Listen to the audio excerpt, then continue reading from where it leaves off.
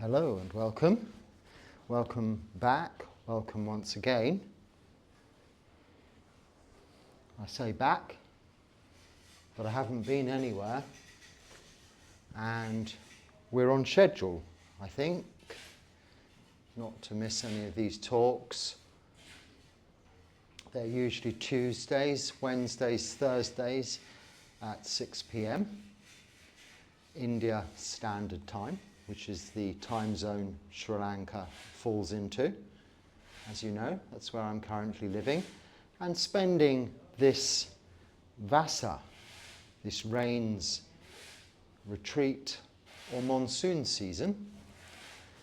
And this is traditionally spent by bhikkhus and bhikkhunis alike, staying in one place without travelling, other than for dire necessity, and even then under the strictest of guidelines, such as we mustn't spend more than 6 nights away from our chosen place to spend the vasa, the rains retreat. So if your mother was dying, you had to visit her, you can do that, but even so, you should return quickly. In the event you're delayed, it isn't the end of the world, but this vasa wouldn't count as your attainment of years in the robes. It's not to your detriment if it's for good reason that you didn't complete the vasa.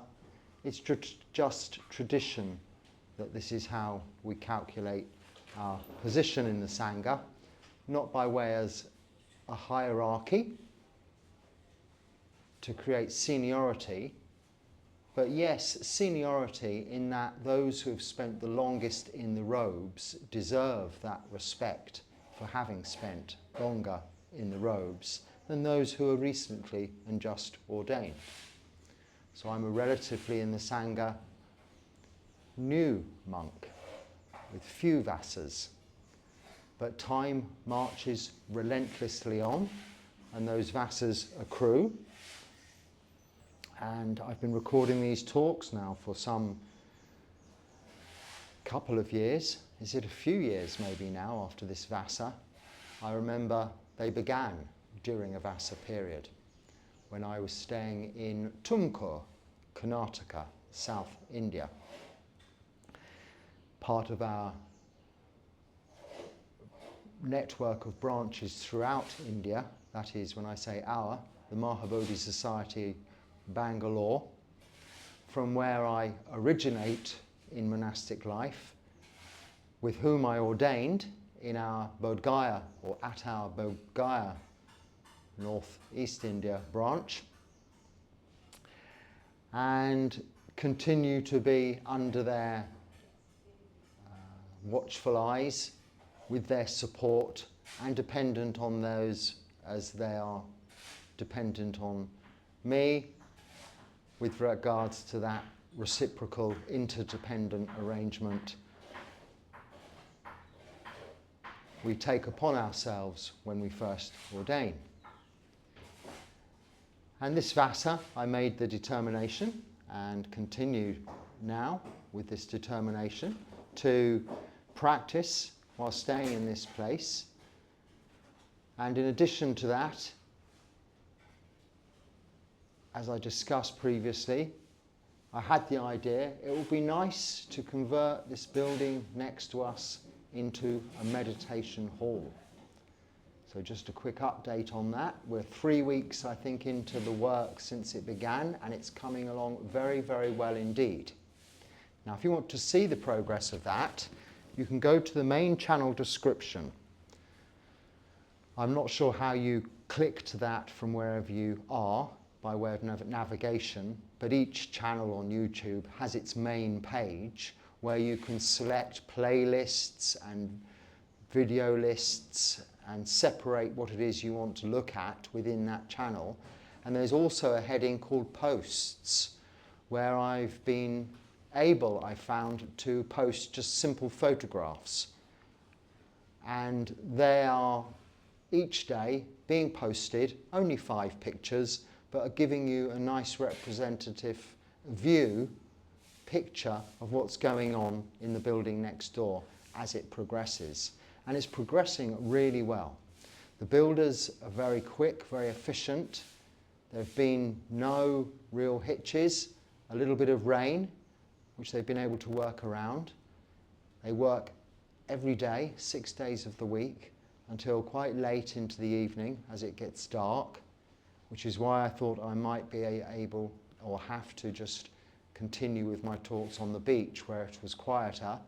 But as they're quite quiet when they're not using any power tools, I don't think it is going to affect our continuation with this program as it is too dramatically. And like I said, they've advanced extremely well. If you look at the pictures, there was a lot of work, a lot more work than I had possibly even imagined. I certainly hadn't anticipated.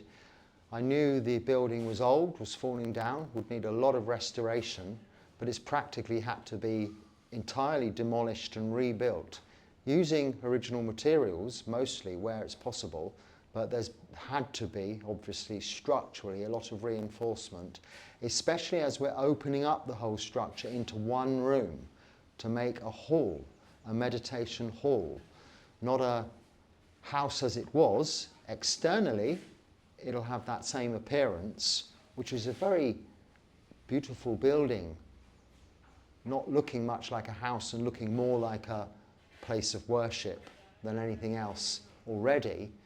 Outside will remain the same. Inside will be open, spacious, airy, I hope, a very high roof. They did suggest we lowered the roof, made it flatter. I said, no, we'll keep the roof as high as it was. They did suggest we didn't need to have windows in the gable ends. I said, no, I think they give a attractive light. Through the monk's end, where the asana, the raised seat, will be, for us monks to sit, well, just me, there are windows in the heights above that will show the moonlight on Uposatha Day, the full moon, the Poya Day, shining through those lights. So I thought it was very important to keep those. And similarly, as the sun rises in the morning on the other gable end, the sun will shine through that high light in the roof, which is not so much a void, but a beautiful, spacious area. And I think will be cool. We're retaining the thickness of the original stone walls at throughout most of the building, externally. And we will have hopefully fans in the roof, ceiling fans, which will be quiet but circulate the air nicely. Of course, those open lights, they're not glazed, will allow the heat to escape. I'm looking forward to sharing that with you. And someone noted in the comments, well, what about attachment? Well, of course, this isn't for me. I'm not doing it. We are creating this, building this for our practice, but more importantly, for the practice of generations to come, those who can benefit from it in the future. Long after I've gone, this kuti here will be still available for a monk to occupy, stay. The meditation hall will be hopefully still available. If it's required, it will be. If it's used, it will continue to be able and available for that use, for the purposes of meditation or simple, quiet reflection in a peaceful, undisturbed, safe environment. We will also be creating, as I mentioned before, toilet facilities, simple but practical for visitors whom usually are coming from further afield and therefore might need those creature comforts. And as time progresses, marching relentlessly on, we should reflect on how well we have been spending our time. What are we doing?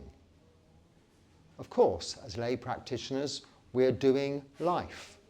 We're carrying on with our business associations, our duties, our responsibilities. We're continuing with family life, responsibilities, enjoying family life and our social life, enjoying our interactions with others. But we must remember, whilst enjoying all of this, as I, as you, may be able to enjoy the coming meditation hall, we don't need to be attached. But we don't have to highlight non-attachment with everything we look at or are presented with. Oh, I mustn't like it too much, I'll become attached.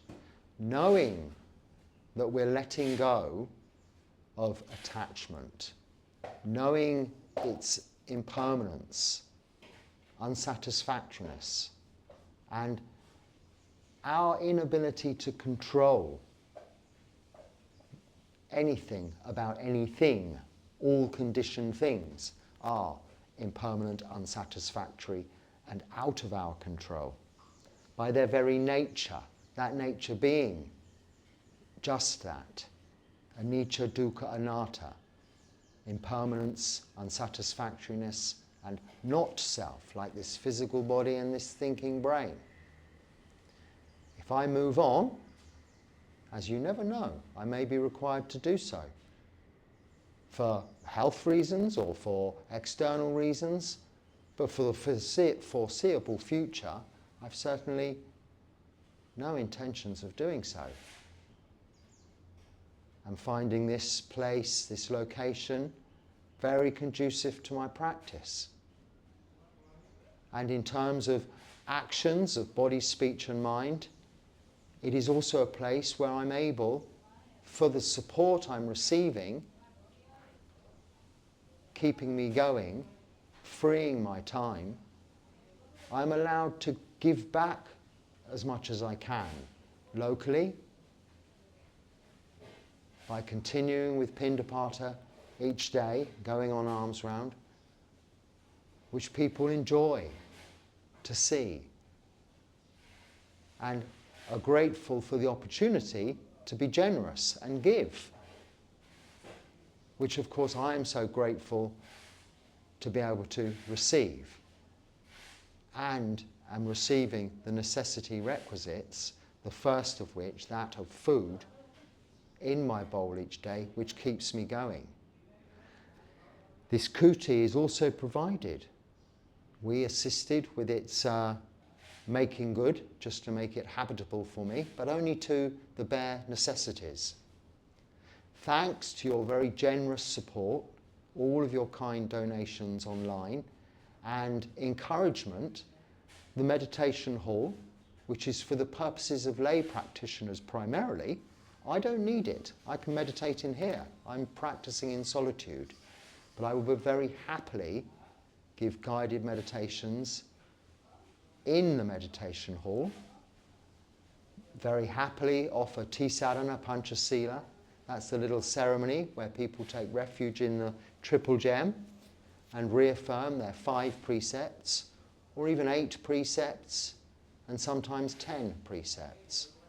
But regularly they can come just for that purpose, Tisadhana Panchasila, refuge in the triple gem and 5 precepts, and record those when there aren't people present for the benefit of yourselves to participate in also, if you wish to.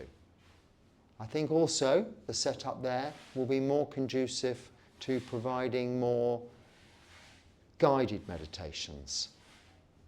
If there are people there that I'm giving guided meditations to, then with their permission, there's no harm in that being recorded for your benefit also, further afield. And I hope that'll be useful to you. So what we are providing, me by my way of administrating and helping as best I can to put this together, and having made that determination and having the faith, the saddha, the confidence that with a determination that is ultimately punya karma, beneficial actions to many, then it would happen. And it did. And like I said, thanks to your support, it is going ahead very quickly, and I'm not so sure it will take that long to be complete, at least as far as once the roof goes on. Those materials are yet to arrive, but I understand they are being sourced. The tiles, the roof tiles are the originals, they're all here, but it needs a lot of new woodwork, rafters. And where we've opened it up and taken away walls, you'll see in the photographs, just to remind you, go to channel description and find posts. There's 5 photographs, more or less each day, going back to before the work started to literally yesterday, where you can see the progress of the work so far.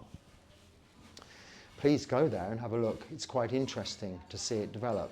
I have tried to put those together in little videos, but that's a little bit beyond my interests, really. I'm not inclined to do so. It's quite easy for me to snap 5 pictures on this phone at the end of each day's work, as long as the sun is still just about there, or early in the morning before the workers arrive, to give you a sense of contact and a really good impression of what's happening here. And you can see our efforts are not at all going to waste. There's a very beautiful building appearing before our very eyes. And we've had to, where we've removed all of the internal walls, put supportive columns, which will be very nice, I think. Only 3 outside and 1 centrally to, maybe there's more than that, I can't remember now. You can look at the pictures, to ensure that it's a very structurally sound hall for us to sit and enjoy meditation. I'm hoping this time next Vasa we will be able to have daily instruction in there with guided meditations, maybe Dharma talks relating to single subject matters or suttas or even the Dhammapada. A little less than these casual, or something a little different than these more casually approached talks we have at the moment of questions and answers, which will continue. There will be the same number of these always. There's always room for answering your comments and questions. But in addition to that, I hope to be able to provide more, a whole new layer of interest for you, I hope, and also a whole new layer of development for my own practice. Now, someone asked, do I not feel burdened by this need or having to make these recordings, bearing in mind our practice is what is important? It is part of my practice. In a monastery, living in a community, you will have many duties which you consider as part of your practice. I have no duties here, very few in fact, just washing, cleaning my own robes, my own personal ablutions, and sweeping out my room, cleaning it occasionally, sweeping the veranda. It takes a few minutes each day, as do these recordings, which take as long as it takes you to watch them. They're not pre-planned, they're not edited afterwards, they're just recorded and uploaded to YouTube. Thankfully, YouTube make that process very easy, otherwise I wouldn't be able to do it, or would have no interest in wanting to be able to do it. Because it's easy, that's how I accidentally found out and began making these recordings in the first instance, and because of your encouraging response, have continued to do so. And also, because of that and your generous support, will increase, add to that content that you find useful, but with additional formats in terms of we'll continue every day at 6 a.m. with the morning puja, chanting. In future, when it's ready, to be in the meditation hall or Dharma hall. We're calling it Samadhi Sala, for want of another name. I think it covers the idea of it being a place for concentration or development of samadhi, meditation. That doesn't mean you can't develop any form of practice, metta, vipassana, however you call it. But it's a place for meditation. And sala is a utilitarian word, really, used for dana sala, where monks receive the offerings of food and eat their dana each and every day. But I consider it as a practical place for lay practitioners and visiting monks in the future, which is why the asana is being created to allow at least maybe 4, maybe even 5 monks to sit in an appropriate place and address lay people in front of them, or receive offerings if that's necessary, if a function of that nature is going on. There will no doubt be something of that nature which we will have some pictures of maybe in the future, if we do come to inaugurate it in such a fashion. That's to be decided. We'll see what happens nearer the time. I'll keep you updated on all these things. More about the practical place where I'm living and the development of the hall today than our own practice, but I thought I would take this opportunity, as I wasn't expecting to have an opportunity to talk to you at all, to get you up to date with that, and also to really reaffirm and confirm that if you want to see what's going on here with regards to that, that's how you do it, through those posts which don't say anything, but they do give you pictures, and a picture paints 1,000 words, as you might have heard before. So I don't need to describe the goings on next door if you've got 5 clear photographs to describe it for you. So I'll keep doing those right up until completion, as long as I can.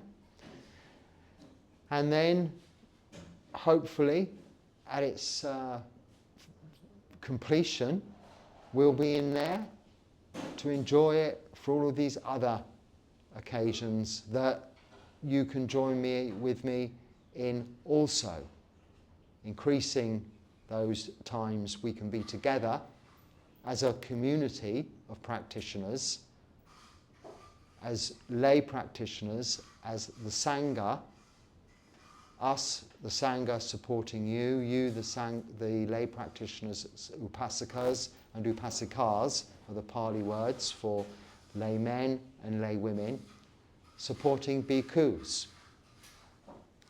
I don't say bhikkhus and bhikkhunis because there are no bhikkhunis here. There would be nowhere for them to stay.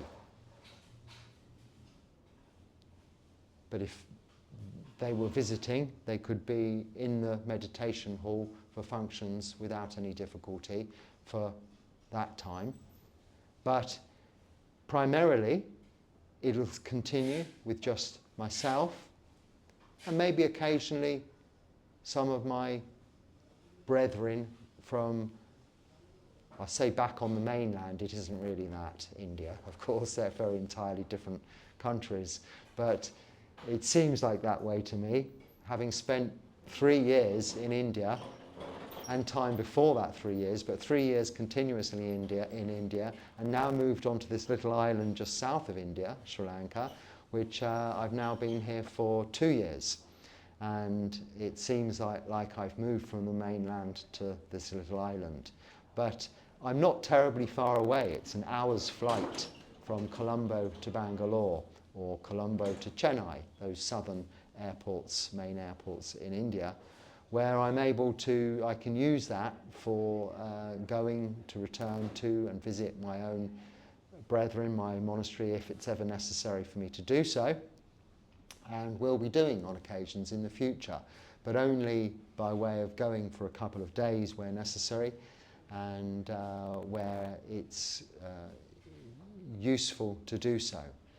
And but nothing in the near future coming up by way of travel. I intend to be here and present and giving back to you as much as I possibly can, and as well as continuing with my own practice, which is not interfered with by this or that. When I say that, that's the development next door. It was a determination and idea. Everything else has taken its own course. Occasionally I intervene and say, well, could we do this? But I try not to, and it's not been necessary. Only once or twice so far. They know exactly what they're doing, how to do it, and they do it very well and remarkably quietly. They're the quietest builders. I mean, they're working away now, busily, and there's at least half a dozen of them, 6 or so. You can't hear them, I can't hear them, a little bit of shoveling, that's it. They're not being particularly quiet because I'm doing this. They don't know I'm doing this. So this is how it is. It's very good. Occasionally diggers, lorries, machines make a bit more noise. That doesn't disturb anything. I'm used to much more noisy environments for practice, and have been involved in not only monastic building projects but lay life building projects, so I'm used to how they run. And from my experience, this is the most clean and tidy, organised and quiet and peaceful operation I've ever witnessed. I'm very happy to share that with you, and very happy with that determination that I made and that you have supported, because the results speak for themselves. Pachaya, causes and conditions, we put in place in the first instance. I made a determination. You supported that determination. That's the causes and conditions, pachaya. Karma is the action of putting that all into effect.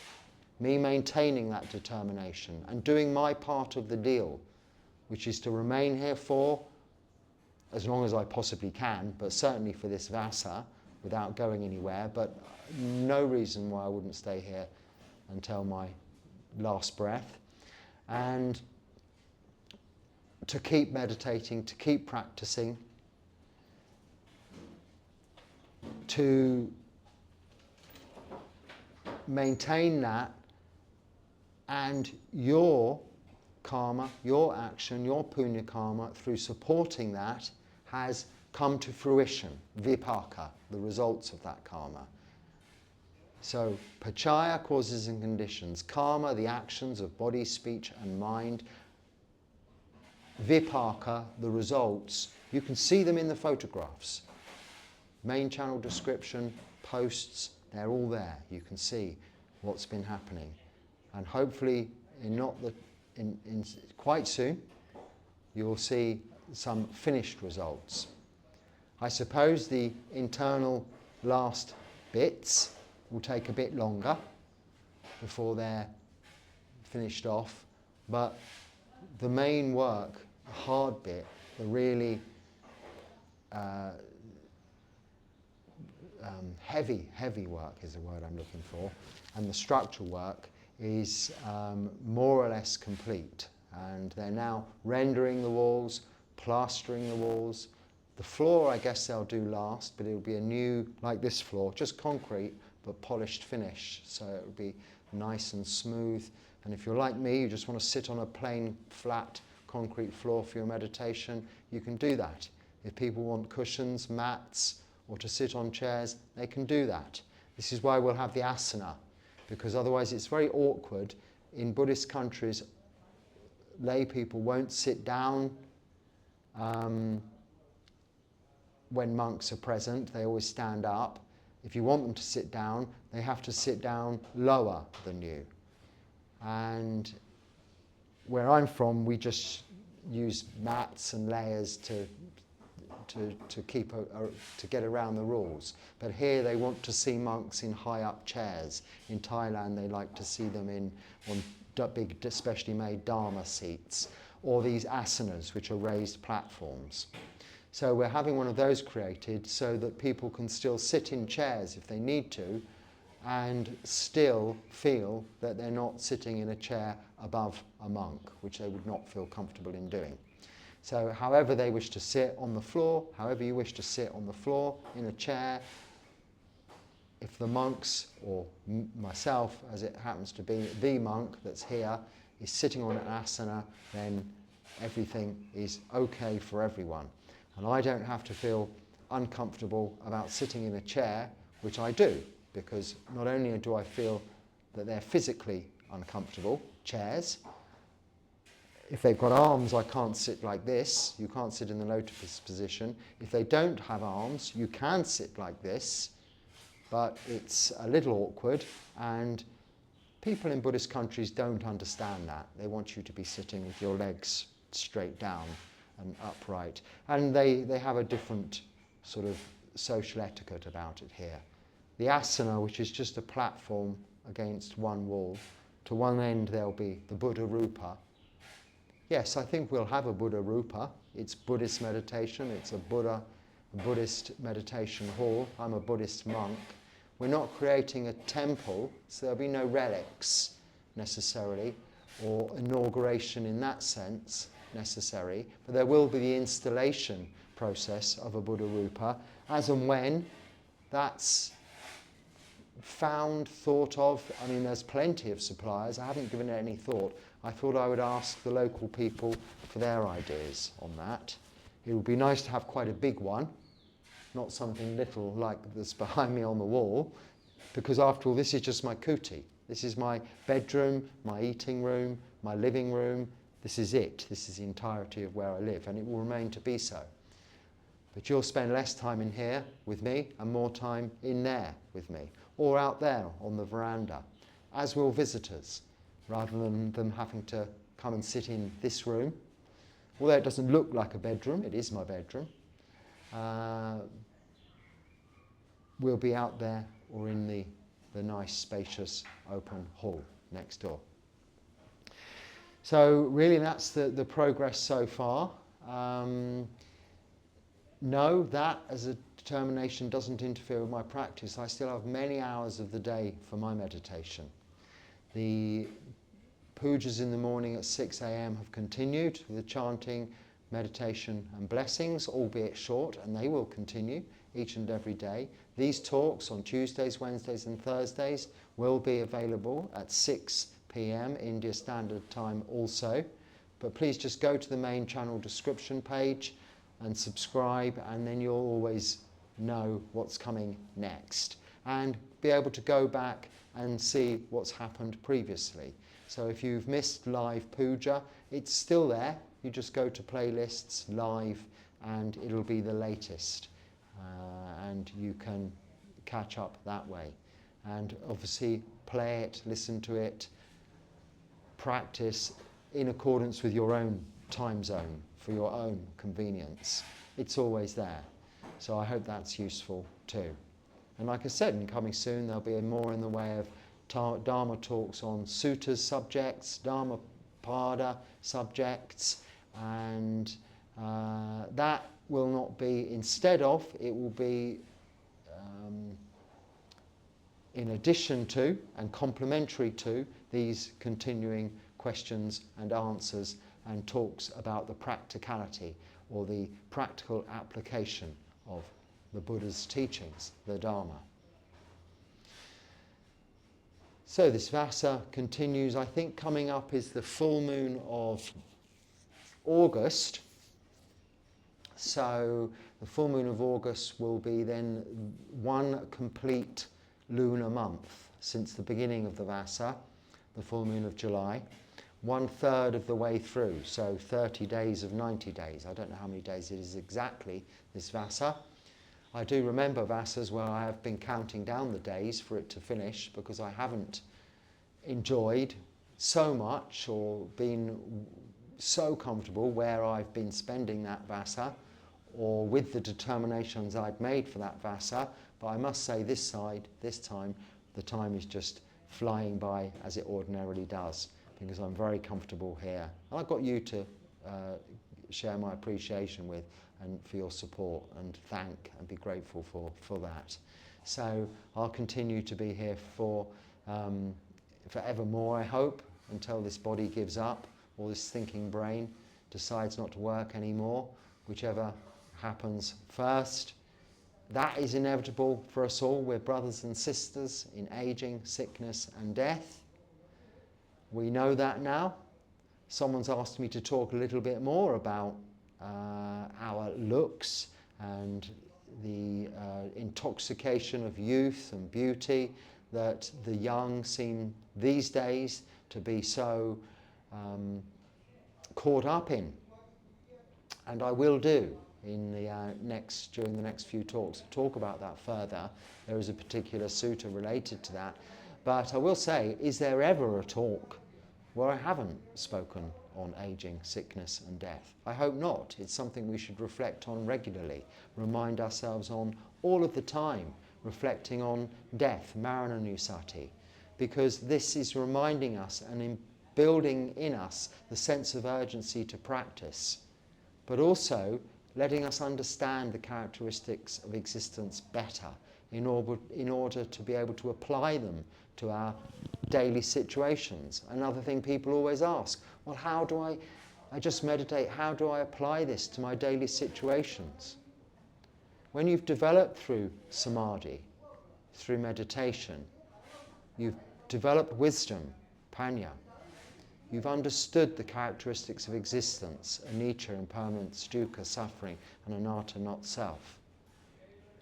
The realization that we are all subject to age and sickness and death. We will be parted from those we love as they will be parted from us. Then we are not surprised at aging. We're not surprised when our looks deteriorate, if we had them even in the first place. But this is not a new thing. This is by no means a modern age thing just because of the internet. Intoxication of youth, intoxication of beauty goes back to the time of the Buddha and probably to year dot, long time before the Buddha. There is a sutta about intoxication of youth, intoxication of beauty, as I will explain in later talks. And that I'll come to next time. Among other things, with your comments, so keep those coming in, so that we have useful things to talk about. Back to that comment with regards to, well, is it a responsibility? Does it interfere with my practice? Absolutely not. It's the opportunity to develop my own understanding of these matters through the process of discussion, which is a very good process of reflection, as long as it's useful discussion, even debate, but not argument, not my opinion's better than yours or this philosophy's better than that philosophy, but the mutual coming together of minds for the better understanding of the Dharma. Not to say there's an alternative, but we take the Dharma and we look at it and we help each other to understand it. When I say Dharma, I mean the teachings of the Buddha and everything else. The nature of the universe and nature. All conditioned things. That's what we're discussing here in this format. Back and forth, your comments and my churning around these ideas through talk, here. And this way, I'm developing my own understanding. And it takes very little time out of my day. The comments themselves I answer here. Emails I receive, I answer to you personally and directly, which too don't take me long. If they're if they're questions about our practice, questions about the Dharma, I have the answers up here through my own practice and experience to quickly churn out my answers to you and directly as appropriate. If they're not about that, I say, well, that's not something I know about. Someone asked me about, they gave me their physical health problems, a description, what can I do about it, was their question. So please go and see a medical doctor. Who am I to say? If someone's ill, go and see a medical doctor. I think they were hoping I had to have some esoteric magical cure. Now it may be they're not able to see a medical doctor, but that doesn't mean anything else will do. All concentration, all effort should be made to seek medical advice where appropriate and where necessary. And that's what I replied. So sometimes I just simply say that, I don't know. Because it's better to know you don't know than to think you know. It's wiser to know you don't know than to think you know. To think you know when you don't know is delusion. It's almost the definition of it, isn't it? And delusion is the third of these defilements: greed, hatred, delusion, lobha, dosa, moha, which are what we're trying to eradicate. The root underlying cause of these defilements, these kilesas. But the hindrances, the obstacles to not only our meditation practice, but everything else we strive to do in life. Sensual desire, ill will, laziness, restlessness and worry, and doubt prevent us succeeding.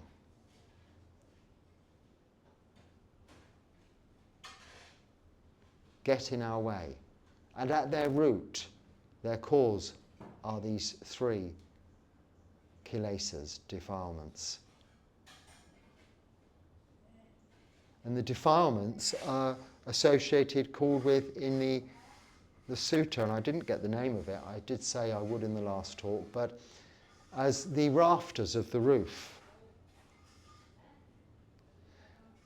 And the ridgepole supporting those rafters of the roof is ignorance or delusion, but really just ignorance, avidya, not knowing. But when you know, when you see clearly, you can let go and you destroy ignorance. So you destroy that supporting structure, that ridgepole, of which we have a very significant, bang in the middle of our new meditation hall, a huge ridgepole. It's a column, a concrete reinforced with rebar, steel rebar column, but it will be made to look beautiful, I promise you, and it will be a feature. It will be our ridgepole, which is supporting the roof, the rafters, which are the defilements.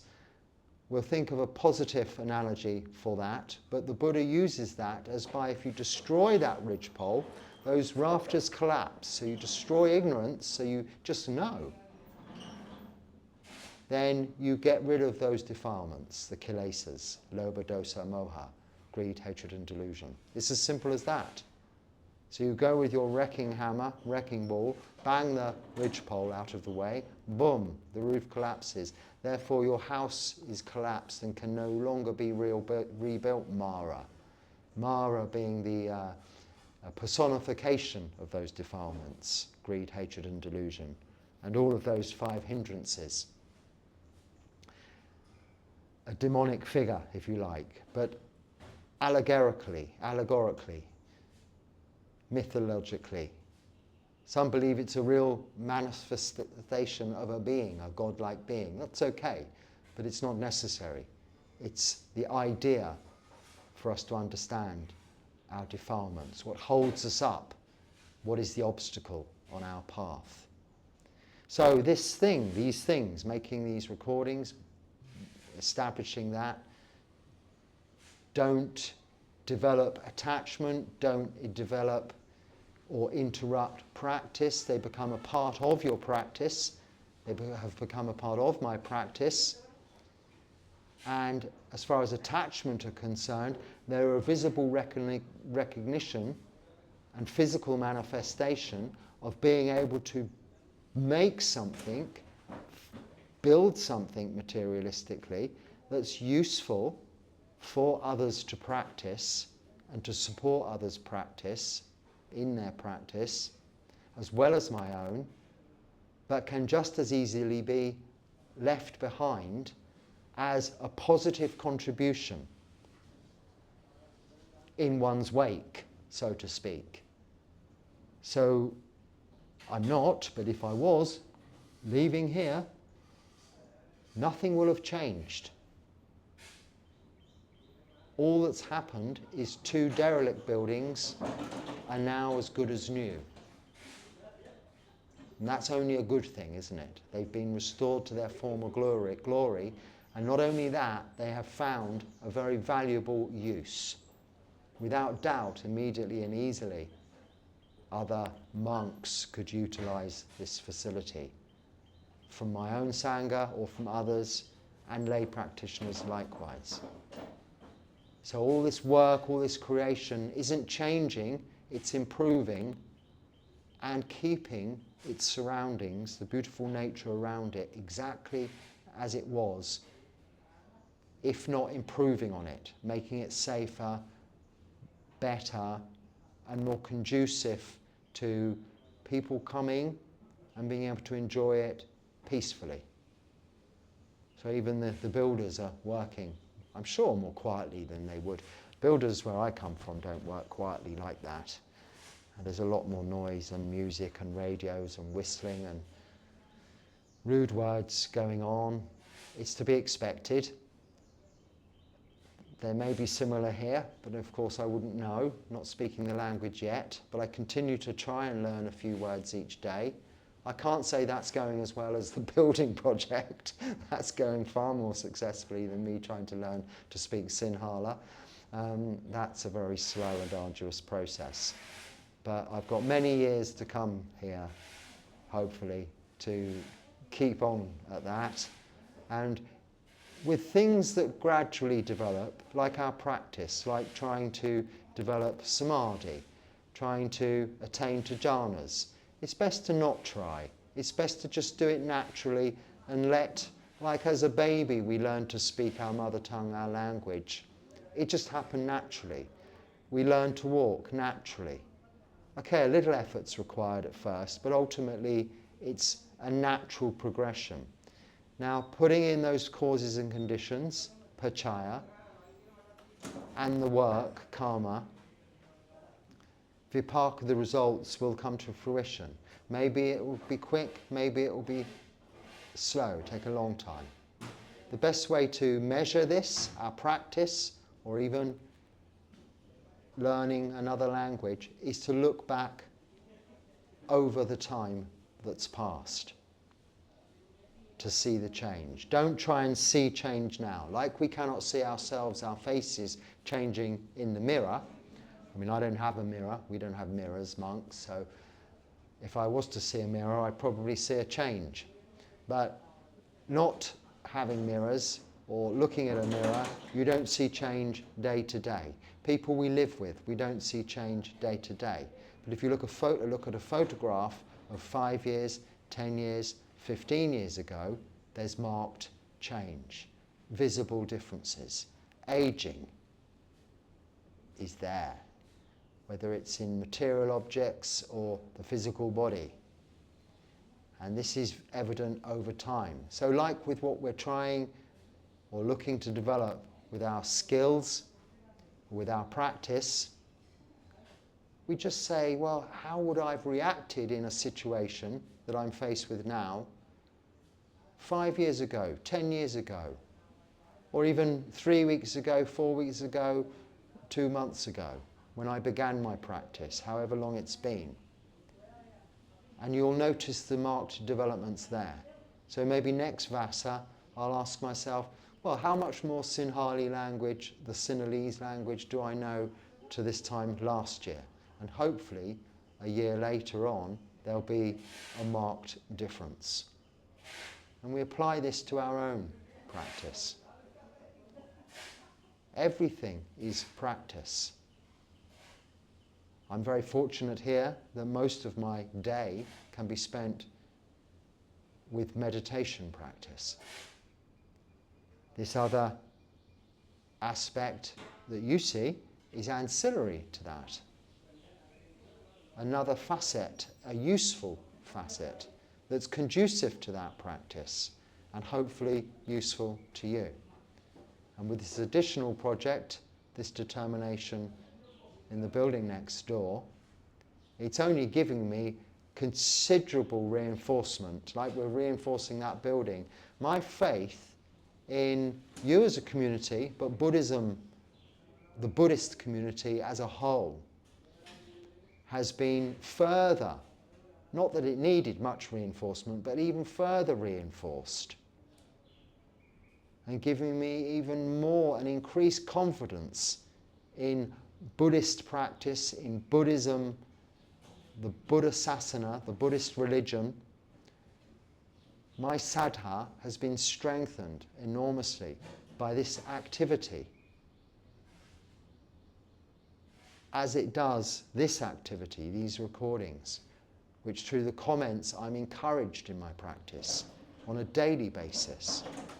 And I set aside time each late morning to check your comments, to put them in a place where I can read them out for this recording, and then to read your emails and reply to them.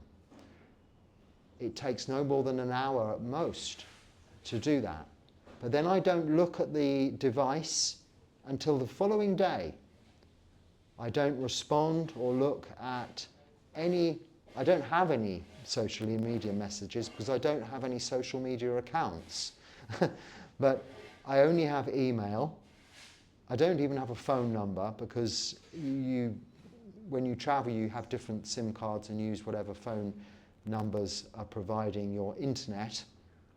So I wouldn't know it and I don't give it out. And the phone is always on silent. All notifications are turned off. If you want to break yourselves from social media and you want to free up your time for practice, you too, on your days off when it's not necessary to be interrupted, can turn off notifications.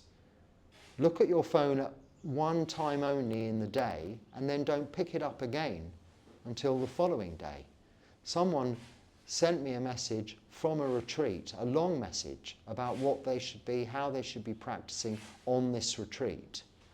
And not knowing the retreat they were on, I said, rather depending on the retreat you're on, I would suggest you take this device you're writing to me on, put it in their office, in their safe somewhere, turned off, and don't pick it up until the retreat is over. And then ask the supervisors, instructors, teachers, or monks, whatever they may be, on the retreat to support you in your meditation, help you with your determinations. That's the point of a retreat. All phones, smartphones, off, away. Now, in lay life, that's tricky. For myself, that's not tricky. I probably, though, get through just as many responses and see and are able to deal with later via this format as many comments as many other people whom are continually being disturbed by beeps, buzzes and vibrations and looking at their devices and distracted all day long because you set aside a compartmentalized time to do that and efficiently manage it all. And that way, it doesn't take up any more of my time. The time doesn't increase.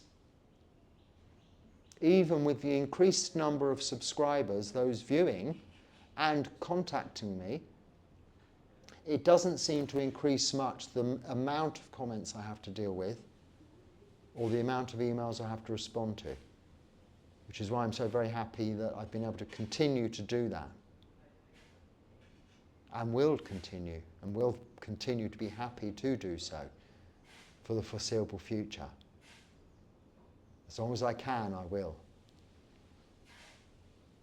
So, once again, Anumodana, sadhu, sadhu, sadhu. That is gratitude and well done, well done, well done. Excellent and marvellous. Excellent and marvellous, excellent and marvellous. For your support in all of these endeavours going on here, and that in turn, which is supporting your practice, which I hope you're able to find that time each morning, each night time, to just sit and, being kind to yourself, give yourselves that opportunity for meditation. Thank you. So until next time, be happy and stay well. Sukhi Hotu.